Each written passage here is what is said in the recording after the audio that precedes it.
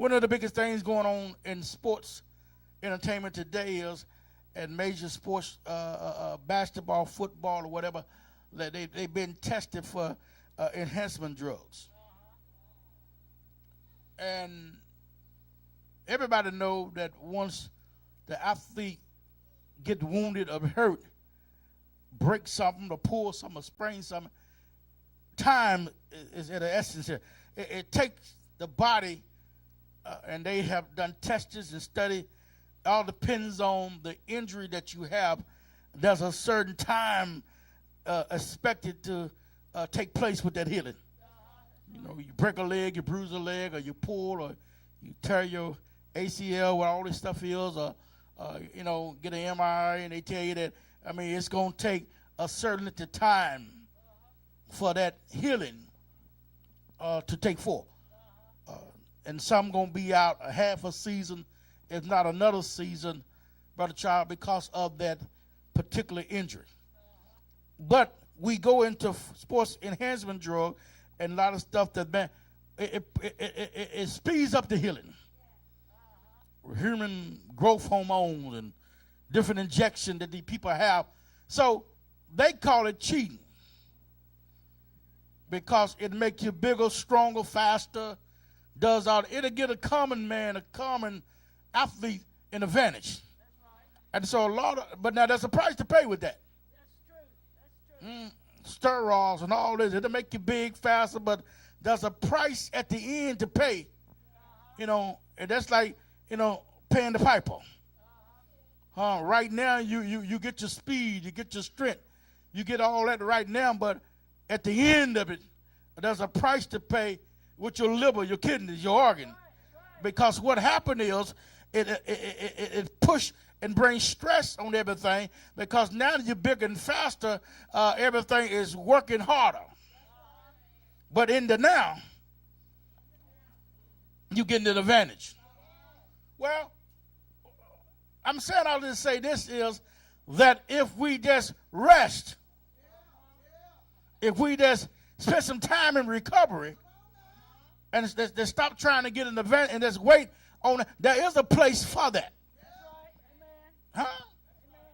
Pastor, what in the word are you talking about? No, I want you to see something in the spirit here, that you worrying about where you are now, and God got you where you are now. The conversation that Joseph had with his brothers in Genesis, when it talks about that they all came and everybody made up and repent and all this, and they, you know, say this and that, and you know, and Joseph told them that y'all meant it for evil, but God meant it for good.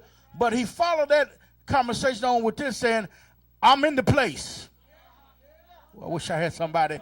I'm right where God want me to be. Who in the building, regardless of what you're going through, regardless of the hell, the stress, or whatever, you can truly say that I am right where God want me to be.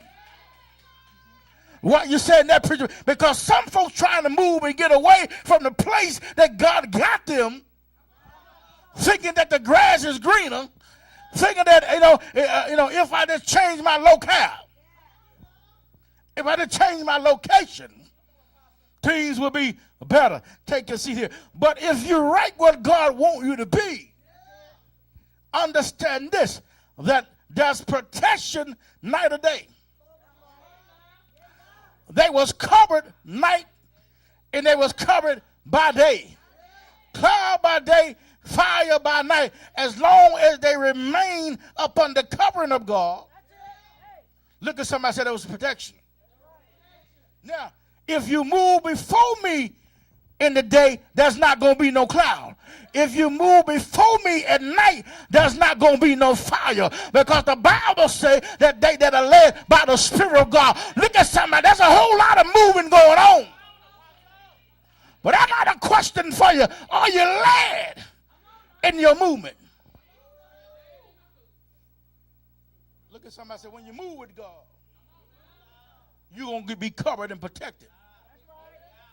Don't get out here and try to find your way once you left God. Now, he's telling them to get ready to move your tent. And that's the word I'm bringing to you. Get ready to uproot your tent now, because we're getting ready to move by the power of God. Now we're getting ready to move now, and we've been in that place of rest. Many of you, we come out of major conflict. Some of your wounds should be healed by now. There's some bones that have been mended right about now. Look, I feel like prophesying to the bones. Can they live again? Because now we've been in a place that God done covered, God done protect. But look at somebody say the cloud getting ready to move, the fire getting about ready to move. Got to pull up your tent now because we're getting ready to move in the presence and the spirit of God. Fresh things and bring things to you. See, the saints of God, we're on the battlefield, and sometimes a lot of saints, sometimes ministry, there's too much running. Oh, y'all didn't get that one, huh? No. There's too much going on. You ain't got time. I beg to differ sometimes when the leaders run a back-to-back conference, back-to-back revival. Let's think in the mindset they're saying that we just busy, and it's good to present yourself as being busy, but hey, you haven't digested the last thing. Oh, let me preach something. It's just like you running from restaurant. You're going to go home tonight at about 7. You're going to go to 3 restaurants before you go home. Look, somebody, you got, there's nothing wrong with conference revival and all this stuff to bring before you, but you got to start digesting some stuff. We just can't keep having stuff, and you haven't got nothing from the last 3 things we had. Am I talking to somebody up in there? But am I making sense? I'm closing, but he told Joshua to what? Meditate? Huh? Day in what? Huh? Find you some time up in here. But you understand what I'm saying?